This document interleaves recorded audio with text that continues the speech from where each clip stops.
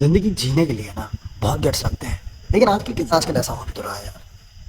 ज़िंदगी को ख़त्म करना आसान है, ज़िंदगी को जीना मुश्किल।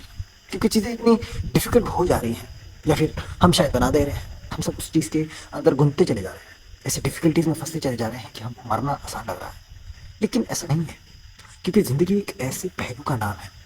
हमें इस प्लेनेट में हमें ज़िंदगी इसलिए मिली है क्योंकि हमें दो चीज़ों के बीच जीना है। जन्म और मौत के बीच जो चीज़ें हैं उसको एक्सप्लोर करना है। हर किसी को नहीं मिलती उस इंसान की ज़िंदगी जहाँ पर जीना मुश्किल नहीं। जीना एक ऐसा रोमांचक सफ़र है जहाँ पे आप रंग बिरंगी चीज़ों को एक्सपीरियंस करते हैं। जहाँ पर आज मैंने एक इंसिडेंट देखा कि मेरी एज का एक लड़का जो कि 23 या 24 का होगा, उससे 2-4 साल बड़ा है, लेकिन शादीशुदा है, एक बच्चे का बाप है, और उसने अपने आप को ख़त्म कर लिया। बट क्यों किया?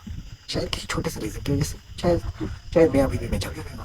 अबे झगड़े किसके नहीं होते यार? झगड़े बहुत से लोग होते हैं। झगड़े सबके होते हैं, लेकिन झगड़ों को सॉर्ट आउट भी तो करना चाहिए। क्या हमारे मम्मी पापा में झगड़े नहीं होते थे? अगर आज के ट्रेंड के हिसाब से देखा जाए तो मेरे मम्मी पापा अपने एक दूसरे को 10 बार मार चुके होते हैं। लेकिन यार इस जनरेशन में बात ही ऐसी हो चुकी है यार, कि चीज़ें इस तरह से डेवलप हो रही हैं, इस तरह से कॉम्प्लिकेटेड हुई जा रही हैं कि आप अच्छा करो भी तो आप बुरे देख सकते हो, बुरा करो भी, और अगर आपके पास पैसे हैं और आपके पास टेक्नोलॉजी के थ्रू आप अपने आप को अच्छा भी बना सकते हैं, अगर आप बुरे भी हो तो। क्योंकि चीज़ें ऐसी हो रही हैं। लेकिन आजकल का जो ट्रेंड आया है ना, उससे मुझे बहुत ही चूत आता है।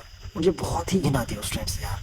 If you love someone passionately, then love them truly ना।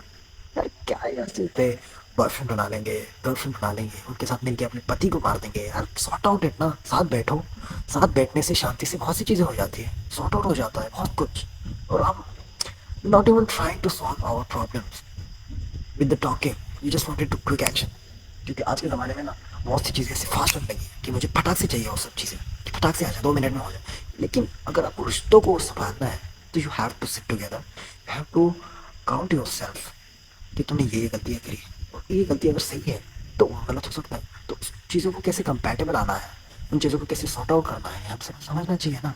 So that is the way of sorting out the things which matters. क्योंकि ज़िंदगी में ना झगड़े दो चार दिन क्यों होते हैं? अगर कुछ बड़ी गलती कर दी तो फिर ज़िंदगी भर हम लोग फिर इस चीज़ के रिग्रेट में रहेंगे कि यार काश उस समय थोड़ा सा बैठ लेता, शांति से सोचता कि क्या मैं गलत हूँ या मैं सही हूँ, क्या वो गलत है या फिर वो सही है, मैं गलत हूँ या फिर सिचुएशन गलत है, या फिर हम दोनों का डिसीजन लेने का तरीका गलत है। जो भी गलत है सॉर्ट आउट कर सकते हैं। मैंने ये नहीं कहता कि हर गलती की एक अपनी अपना एक रास्ता होता है निकलने का या फिर सही होने का। नहीं, हर गलती सही नहीं हो सकती, क्योंकि गलतियाँ सही नहीं हो सकती ज़्यादातर। लेकिन जो गलती हो सकती है, जैसे कि एक आध छोटी सी झगड़ा है, उसकी वजह से अगर हम डिवोर्स ले रहे हैं एक छोटी सी झगड़े की वजह से, तो it's totally fucking mindless thing, मुझे लगता है।